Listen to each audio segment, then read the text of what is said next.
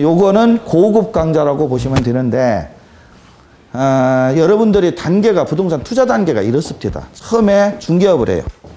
그래서 매매 거래를 성사시키면서 일부 거기에 대한 수수료를 많이 받고 이렇게 업을 합니다. 그런데 그거 가지고는 월세, 전세, 요거 가서는 간에 기별이 안 가. 그러니까 이제 큰 매매를 좀, 매매권, 아파트나 이런 걸 하셔서 좀 이렇게 재미를 보세요.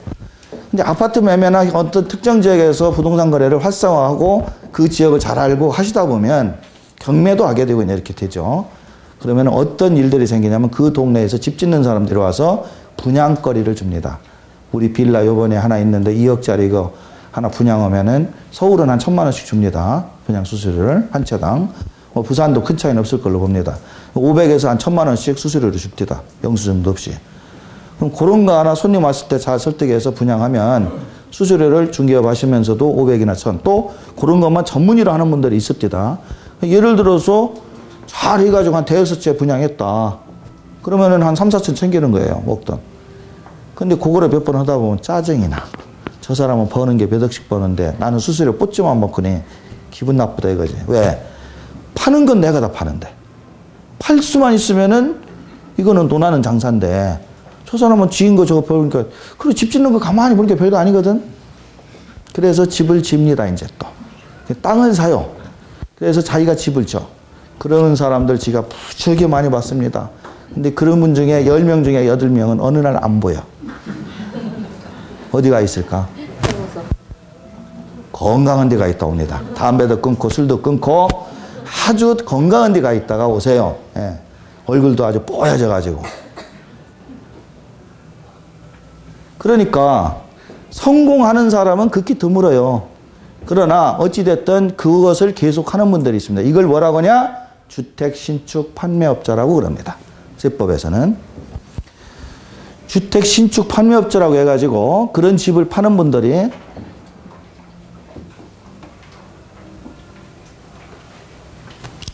세금 신고를 어떤 방식으로 하냐면 집을, 땅을 사요. 10억에. 건물을 지어요. 10억에. 근데 자기 계산이야, 지금. 본인 계산에. 그래서 20억을 투자했어요. 그래서 빌라를 20개를 뺐어. 그래서 그거를 팔아서 2억씩 팔아서 1억 5천씩 팔아서 30억을 챙겼어. 그럼 심플해요. 주택신축 판매업자 이익금액 계산이. 땅값 들어가죠. 건물 질 때 건물값 들어가죠. 그래서 토지비, 건물비, 원가야. 10억, 10억, 20억이야. 근데 다 팔아서 분양 매출액이 얼마? 30억. 얼마 남았어요? 10억. 그럼 10억에 대한 세금 내면 돼요. 그죠? 그러면 30% 생각하시면 돼요. 사업소득이니까. 그래서 이 땅값과 건물값은, 땅값은 변동을 잘 못 시켜. 융통성이 없어요. 토지 사는데 뭐 상대방하고 양도세가 똑같은데 업계약서 쓰지 않는 한 변동할 수가 없지. 그러니까 건물 지을 때에 조금 유두리를 주어서 해야 되는데 문제는 건물을 지을 때 증빙서류를 못 챙깁니다. 주택 개인이 직영하시는 분들. 증빙서류가 안 나오지. 노무비? 인건비 대장 만들어야 하거든. 그런 거 못 한다고. 왜?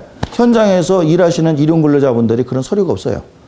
세법상 맞는 서류. 그 다음에 자재사와 세금계산서 끊어야 되거든. 그래야 세무서는 인정해 주거든. 근데 세금계산서 받으려면 10% 세금 줘야 하거든. 아까워. 안 받아. 그러면 그것도 5천만 원어치 사왔다. 인정 안 돼. 그래서 자기가 돈은 건축비가 10억이 깨졌지만 나중에 서류를 봅시다 하면은 5억도 안 나와요. 그러니까 이러한 서류에 의해서 신고하는 것을 장부신고라고 그러는데 주택 신축 사업자들한테 그동안 국세청에서 세금을 어떻게 매겼냐면 그 서류를 안 받습니다. 땅 산 서류도 안 보고 건물 지은 것도 다 안 봐. 왜? 집 짓는 사람들이 그런 거 없다고 하고 세법의 개정이 최초 사업자라면 추계라는 계산이 돼요. 추계는 어떻게 하냐면 90% 정도를 주택 신축 사업자들의 비용으로 무조건 인정해 주는 게 추계예요. 서류 한 장 안 보고. 그러면 이번 30억에 팔았어요. 30억에 90% 때려봐요. 정확하게 90.4인데 90%. 그럼 39, 27. 27억일 비용이라고 무조건 봐. 그래서 30억에서 27억 무조건 빼줘. 그럼 얼마 남아요? 3억. 그거에 대한 세금만 내면 끝. 그러니까 주택 신축 사업 할 만하죠? 세금에 대한 고민할 필요 없죠? 그렇게 다 하신 거예요. 빌라 짓던 분들이. 그래서 아까 얘기한 동네 중개업자분도 나도 할 만하네. 돈만 있으면 땅만 좋은 거 받고 분양만 잘하면 분양은 결국 내가 했는데 물론 그러다가 좋은 데 갔다 오시는 분을 많이 봤다고 그랬지만 분양이 안 되면은 빌리는 돈 갚아야 되는데 저당도 뭐 차입 들어오지 뭐 들어오지 압류 들어오지 건달들 등장하지 그러니까 간이 찍으신 분들은 하시지 마세요. 근데 그거를 많이 하는 분들은 잘하는 분들을 지가 보니까 여자분들이 잘합니다. 남자는 하면 안 되겠습니다. 여자는 잡혀가지도 않는 것 같아. 그게 추계라는 거예요. 그래서 2011년도 이후 주택 신축 판매업자는 소득세 신고를 추계로 못 한다는데 이게 무지하게 중요한 얘기요. 방금 얘기한 것처럼 그런 공사원가 서류들을 아무것도 안 챙겨도 자기가 분양이 30억이다. 그럼 분양가는 딱 나오거든요. 신고가 되거든.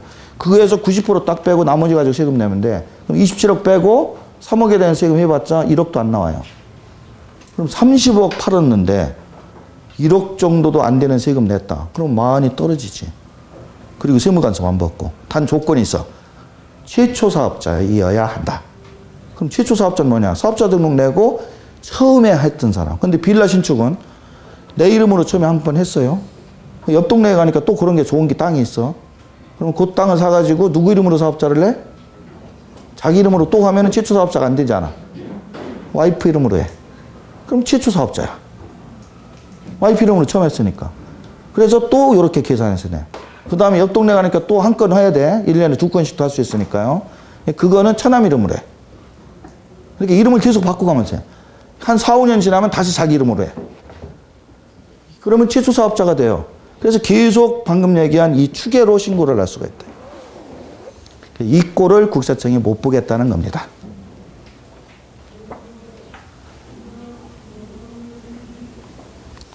그래서 이 꼴을 못 보고 어떻게 바꿨냐면 주택 신축 사업을 하더라도 1년에 1억 5천 이상 매출, 분양을 하면 추계 신고 안 되고 아까 얘기한 대로 장부로 신고를 해라.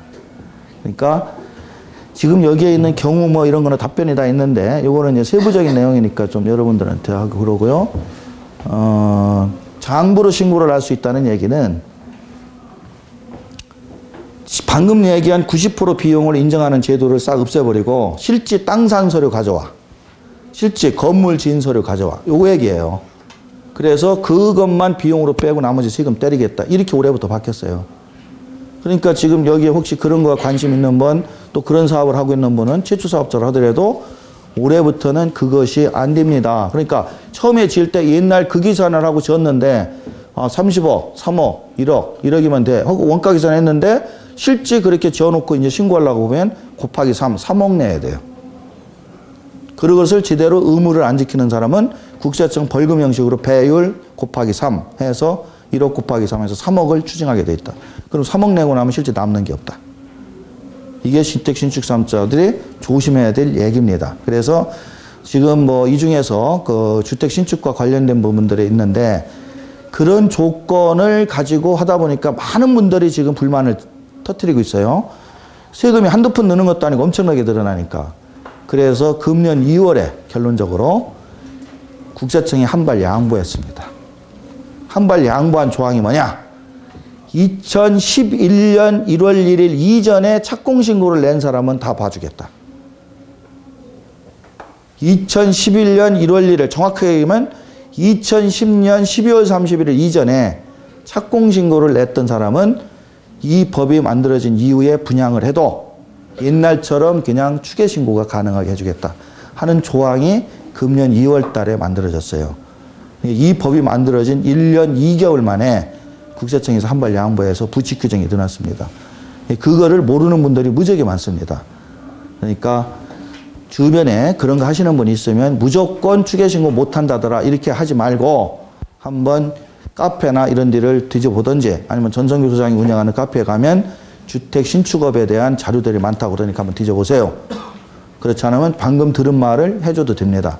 만약에 사업자 등록과 착공신고를 작년 2010년도 이전에만 했다면 분양을 2011년에 하는 거고 금년 5월달 소득세 신고하는 겁니다. 그러니까 올 5월에 소득세 신고할 분들이 여러분들이 중개업 하고 계시면 동네에 그런 분들이 많이 찾아올 거예요. 그러면 그런 것을 어떻게 알고 있느냐 주변 세무사하고 물어보신 다음에 그런 내용을 주변 세무사가 잘 모르고 있다면 지금 말씀드린 그런 경우의 수들을 얘기해 주면 됩니다.